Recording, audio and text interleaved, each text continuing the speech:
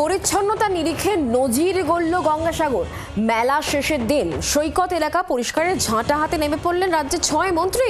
সৈকত পরিষ্কারের বার্তাকে সামনে রেখেই গঙ্গাসাগরে স্বচ্ছ অভিযান।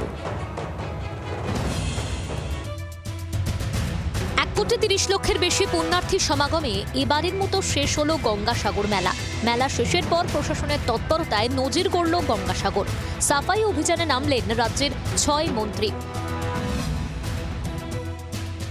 এই পুণ্যার্থীদের আসার পরে এই গঙ্গাতে যে ফুল, প্লাস্টিক, নানা রকম যে আবর্জনা পড়েছে, সেই আবর্জনা পরিষ্কার পরিচ্ছন্ন রাখার জন্য রাজ্য প্রশাসনের পক্ষ থেকে একাধিক নিয়োগ করা হয়েছে কর্মী।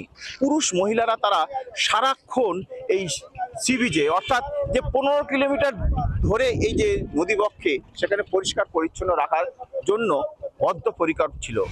বিপুল পুণ্যার্থী সমাগমে প্লাস্টিক, থার্মোকলের প্লেট, খাবারের প্যাকেট সহ নানা বর্জ্যে ভরে যায় সৈকত এলাকা। মেলা শেষ হতেই দ্রুত স্বাভাবিক পরিবেশ ফিরিয়ে আনাই ছিল প্রশাসনের লক্ষ্য। সেই লক্ষ্যকে আরও জোরালো করার বার্তা দিতে ঝাড়ু হাতে সাফাই অভিযানে নামেন রাজ্যের বিদ্যুৎ মন্ত্রী অরূপ বিশ্বাস, সুন্দরবন উন্নয়ন মন্ত্রী বঙ্কিমচন্দ্র হাজরা, জনস্বাস্থ্য ও কারিগরি দপ্তরের মন্ত্রী পুলক রায়, কৃষি ও বিপণন বিভাগের মন্ত্রী বেচারাম মান্না, পরিবহন মন্ত্রী স্নেহাশিস চক্রবর্তী, দমকল মন্ত্রী সুজিত বসু। আজ থেকে 20 বছর আগে দেখেছেন সি বিচ কিভাবে থাকতো, আর বর্তমান আমাদের সরকার আসার পর সেই সি বিচ আজকের কিভাবে পরিষ্কার পরিচ্ছন্ন।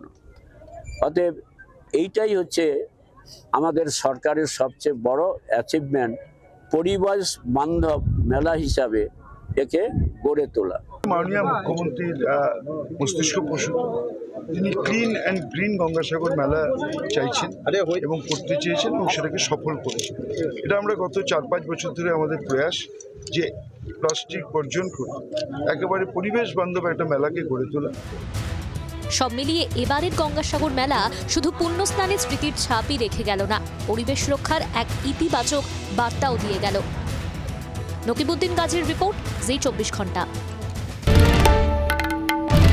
বাংলার আওয়াজ, বাঙালির আবেগ, জি 24 ঘন্টা।